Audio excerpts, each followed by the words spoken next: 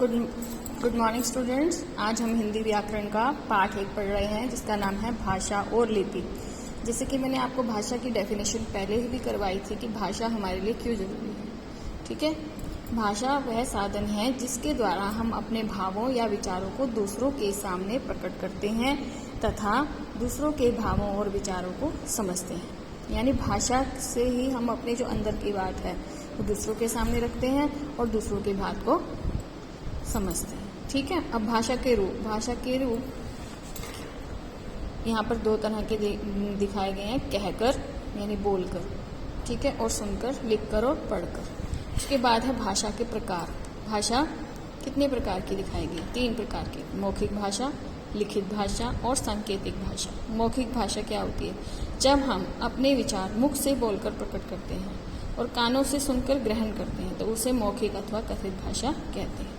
सामने दिए गए चित्र में दोनों बालिकाएं टेलीफोन पर मौखिक भाषा का प्रयोग कर रही हैं। क्लियर?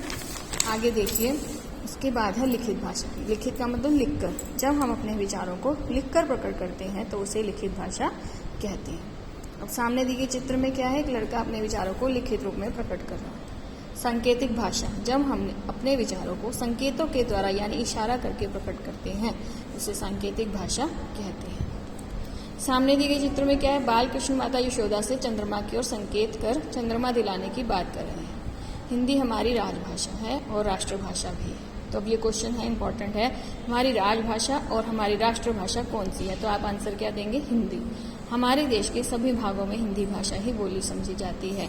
इस भाषा का जन्म संस्कृत भाषा से हुआ है। तो ये भी बहुत इम्पोर्टेंट कंसेप्ट है कि हिंदी भाषा का कहाँ से उत्पन्न हुई? संस्कृत भाषा से। आप इसका आंसर लिखिए। लिपि किसे कहते हैं? बच्चों, बोलते समय हमारे मुख से अनेक ध्वनियाँ निकलती हैं। इन ध्वनियों को लिखने के लिए कुछ चिन्ह होते हैं। ये ध्वनि चिन्ह ही लिपि कहलाती हैं। अब लिपि की डेफिनेशन क्या होगी? लिपि किसे कहते हैं?